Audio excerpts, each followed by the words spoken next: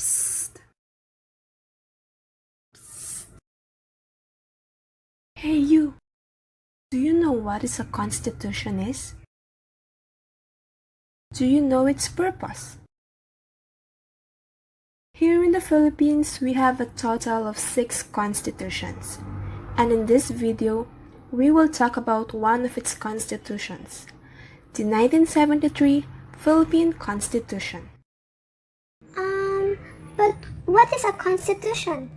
A constitution is a set of rules that guides how a country, state, or other political organization works. So, how did Philippine Constitution started? How? It started for more than 300 years of Spanish rule. Nationalist sentiment began to grow among groups of Indios or Filipinos, fueled in large measure by the writings of national hero Jose Rizal and other ilustrados. A revolution happened against Spain and declared Philippine independence in Kawit, Cavite on June 12, 1898. What became known as the Malolos Congress was convened on September 15, 1898, and the first Philippine Constitution, called the Malolos Constitution, it was approved on January 20, 1899, ushering what is called the First Philippine Republic. So how did 1973 Constitution started? Let's find out. President Ferdinand Marcos was the first president to be re-elected because of his desirous of remaining in power beyond his legal tenure. He declared martial law in 1972, just before his last term. He then manipulated an ongoing constitutional convention and caused the drafting of a new constitution, the 1973 Constitution, which allowed him to rule by decree until 1978, when the presidential system of the 1935 Constitution was replaced with a new and parliamentary one. And here are the 5 important features of the 1973 Constitution. Content of the Constitution. The 1973 Constitution is composed of a preamble and 17 articles that provides for the shift from presidential to parliamentary system of government. Its constitution was a deviation from the Philippines' commitment to democratic ideals. Former President Marcos euphemistically called the 1973 Constitution as authoritarian nature yet democratic in practice. Both the 1935 and the 1973 Constitution had an amendatory process and elaborate Bill of Rights. And next we have established a Prime Minister and President. For the first time in Philippine history, a parliamentary government established a Prime Minister and a President. Both were elected by the National Assembly. And we have legislative power. The legislative power is vested in a Congress which is divided into 2 houses, the Senate and the House of Representatives, in a unicameral National Assembly. In 1973 Constitution, legislative power was given to the President in enacting laws compulsory to avoid the uprising of New People's Army. Also, the justices of the court were appointed by the President alone, without the consent, approval, or recommendation of anybody or officials. Party rights. According to Gabriel John D. Recalde's study, President Manuel Rojas believed that the Philippines needed support from the Americans to be able to restore its economy. That is why the Liberal Party under Manuel Rojas favored the grant of party rights, but President Marcos terminated party rights between Americans and Filipinos. Lastly, emphasize duties and obligations. There is an emphasis of the duties and obligations of the citizens, especially in giving military services and joining military forces. Stated in Article 5 of the 1973 Constitution, it shall be the duty of the citizens to be loyal to the Republic and to honor the Philippine flag, to defend the state and contribute to its development and welfare, to uphold the Constitution and obey the laws, and to cooperate with the duly constituted authorities in the attainment and preservation of a just and orderly society. It was during the Marcos administration where the 1973 Philippine Constitution was ratified. If you are going to compare the 1973 Constitution and the current Constitution that we're following, you will notice that the articles have the same meaning. It's just that the description for every article in the 1987 Constitution are more elaborated. Some of these articles are the Article 1, National Territory, Article 2, Declaration of Principles and State Policies, and the Article 3, Bill of Rights, formerly Article 4, Bill of Rights of the 1973 Philippine Constitution, Section 4 that says, no law shall be passed abridging the freedom of speech, of expression, or of the press, or the right of the people peaceably to assemble and petition the government for the redress of grievances. Let me discuss the presidential decrees. A decree is a rule of law usually issued by a head of state such as the president. It was a former president of the Philippines, Ferdinand E. Marcos, who innovated the idea of presidential decrees with the proclamation of martial law. One of the important decrees is the Presidential Decree No. 86, Series of 1972, also known as creating barangay or citizen assemblies. Now, the barangay is considered as the basic unit of the government and is recognized in the 1987 Constitution. Another example is the Presidential Decree 1177, known as the Budget Reform Decree, which commonly known as the pork barrel, and the source of the greatest scam, whose mastermind was said to be Mrs. Janet Lim Napoles. Now, let's talk about suffrage, or the right to vote in political election. During the 1935 Constitution, only male citizens with at least 21 years of age and who is able to read and write are allowed to vote. But it was changed in Article 6 of 1973 Constitution, where all citizens of the Philippines who is at least 18 years of age are allowed to vote. There is no literacy or property requirement, but he or she should be a resident for at least 1 year and 6 months in the place he or she proposed to vote, and this is still applied and followed in the present day. Next is Article 3, which talks about citizenship. Who are the citizens of the Philippines?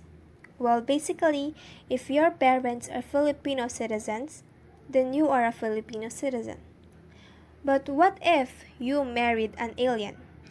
The alien I am talking about is not this, but this. A foreign person who is a permanent resident of the country but does not have citizenship.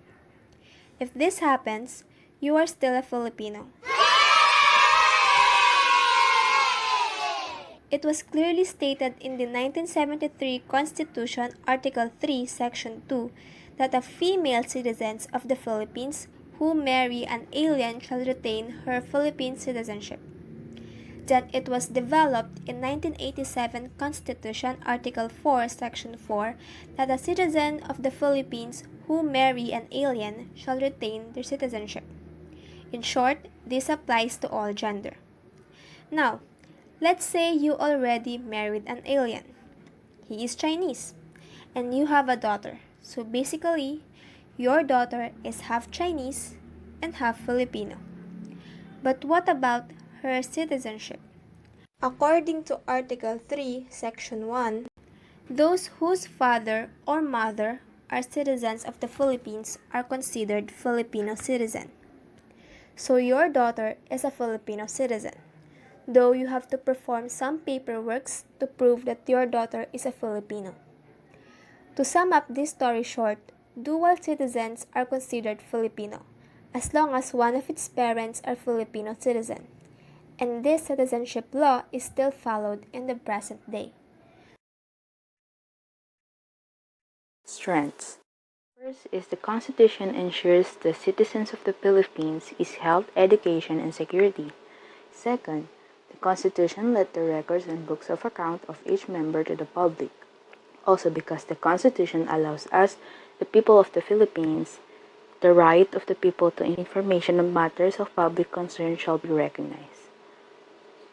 Third, the natural resources of the Philippines are limited to the citizen itself. This is one of the strengths of the Constitution I noticed because we need to limit the access of our natural resources because if we allow anyone to have access to our resources, probably it will not take long and it will destroy. Fourth, the Constitution ratifies the rights of the workers. It is one of the strengths of the Constitution because it's a freedom of association to equal opportunity and to protect our workers against discrimination. Fifth, the Constitution allows everyone the right to vote, no gender role. Six is maintaining and preserving of the Filipino culture, understanding of how things came to be and why they are the way they are. Serves as guide to accumulated knowledge of the past, also understand the value of freedom, respect, and peace.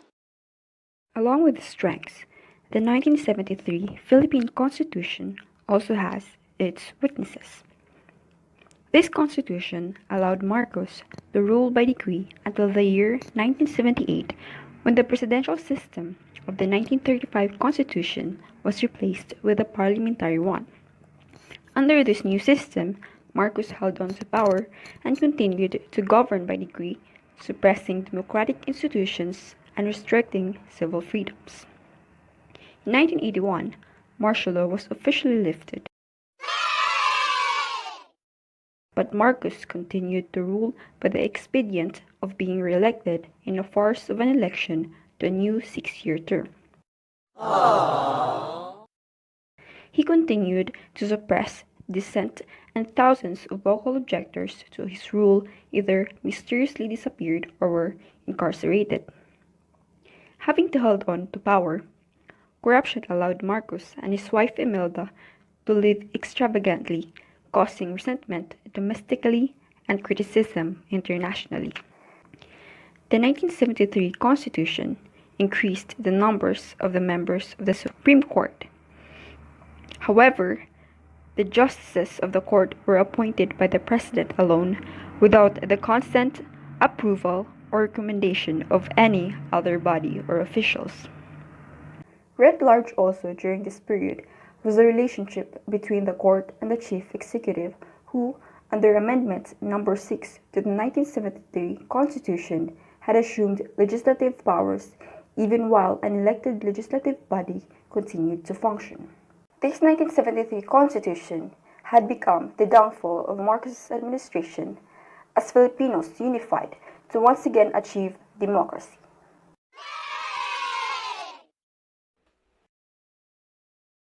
For the long-term contribution of the 1973 Constitution of the Republic of the Philippines, the jurisprudence includes that the Philippines has its national territory.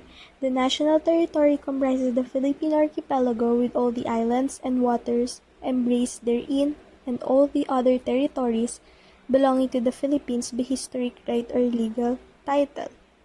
Declaration of Principles and State Policies.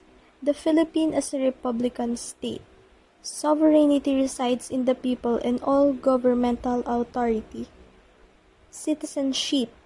The following are citizens of the Philippines, those who are citizens of the Philippines at the time of the adoption of this Constitution, those whose fathers or mothers are citizens of the Philippines, those who elect Philippine citizenship pursuant to the provisions of the Constitution of the 1935, those who are naturalized in accordance with law. We also have the Bill of Rights. No person shall be deprived of life, liberty, or property without due process of law, nor shall any person be denied the equal protection of the laws. The Constitution also has the jurisprudence of the duties and obligations of citizens. It shall be the duty of the citizen to be loyal to the Republic and to honor the Philippine flag, to defend the state and contribute to its development and welfare. The suffrage.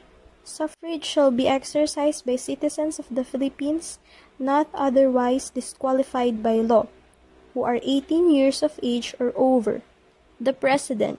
The President shall be the head of state and chief executive of the Republic of the Philippines. The Batasang Pambansa.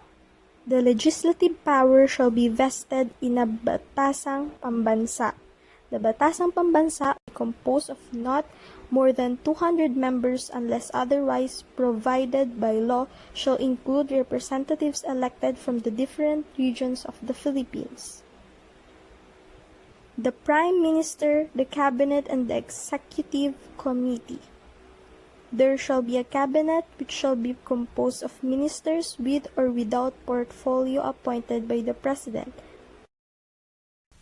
The 1973 Constitution of the Republic of the Philippines has many contributions to the nation, like Article 12, Section 2, which states that no officer or employee in the civil service shall be suspended or dismissed except for cause provided by law. It gives right and protects the workers from people who abuses their power. Also, Article 13, Section 2, which states that the President, the Justices of the Supreme Court, and the members of the Constitutional Commissions shall be removed from office on impeachment for and conviction of culpable violation of the Constitution, treason, bribery, or graft and corruption. This helps the citizens of the Philippines to have a better government because those who will commit high crimes will be removed because of this law. The Philippines has many natural resources and it should be preserved and protected. Article 14, Section 8 has a big contribution for that because it states that natural resources must not be alienated. No license, concession, or lease for the exploration or utilization of any of the natural resources shall be granted. Education is really important, and according to Article 15, Section 8, Number 5, the state shall maintain a system for free public elementary education and in areas where finances permit, establish and maintain a system of free public education at least up to the secondary level. This law is very helpful, especially to those who cannot afford private schools. Education is also the key to success, so having free education is a big relief to many Filipinos.